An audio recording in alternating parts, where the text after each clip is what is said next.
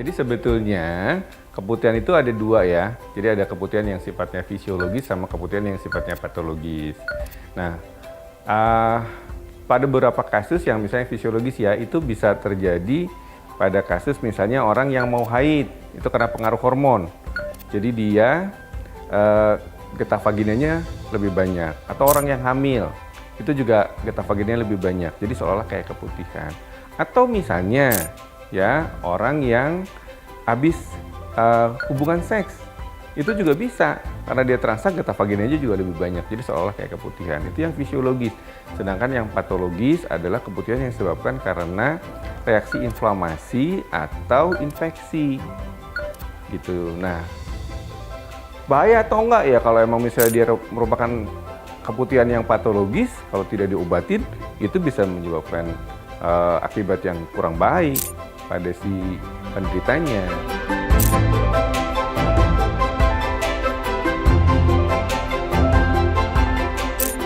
Jadi kalau ditanyakan, apakah misalnya keputihan itu bisa merusak selaput darah pada remaja?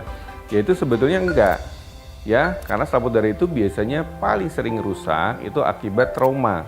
Ya, trauma baik misalnya karena senggama, olahraga ataupun aktivitas lain. Ya, jadi gitu. Jadi sedangkan kalau infeksi sendiri, soalnya infeksinya hebat tapi sangat gak ada ya data ya yang menyatakan bahwa karena keputihan itu sendiri sehingga selaput darahnya itu rusak. Karena selaput darah itu sebenarnya jaringan yang cukup elastis ya. Jadi begitu cukup kuat gitu.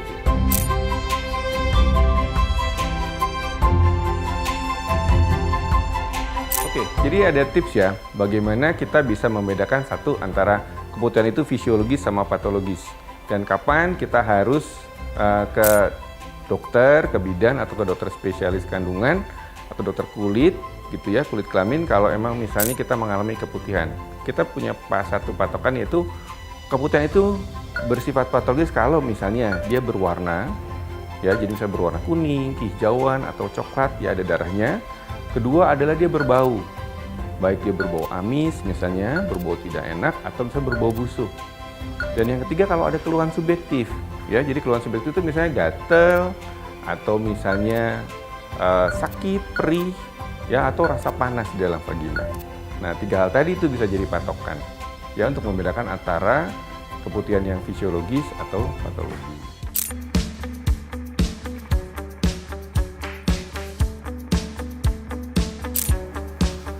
Bisa.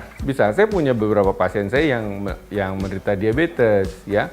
Cuman emang pasien-pasien menderita diabetes itu agak menjadi lebih sulit untuk hamil dibandingkan yang tidak menderita diabetes.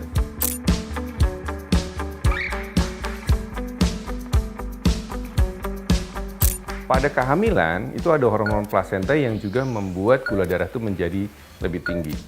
Ya, jadi pada beberapa kasus sendiri orang yang tidak menderita diabetes, dia bisa menderita diabetes dalam kehamilan karena pengaruh hormon tadi, namanya diabetes gestasional.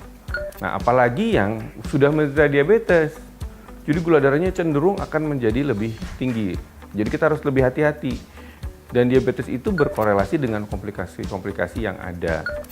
Bahkan dari mulai trimester 1, orang-orang yang menderita diabetes itu mempunyai kecenderungan risiko keguguran yang lebih tinggi, bayinya juga cacat lebih tinggi, ya. Dan misalnya kalau sudah hamil besar, dia mempunyai komplikasi lagi yang banyak, preeklamsi, ya. Terus misalnya bayi besar, risiko perdarahan pada saat melahirkan, ya. Jadi emang kalau orang hamil dengan diabetes tuh kuncinya emang harus dikontrol gula darahnya. Jadi bukan berarti nggak bisa ya, bisa. Banyak pasien yang menderita diabetes hamil dan bisa selamat ibu dan bayinya selama gula darahnya bisa dikontrol.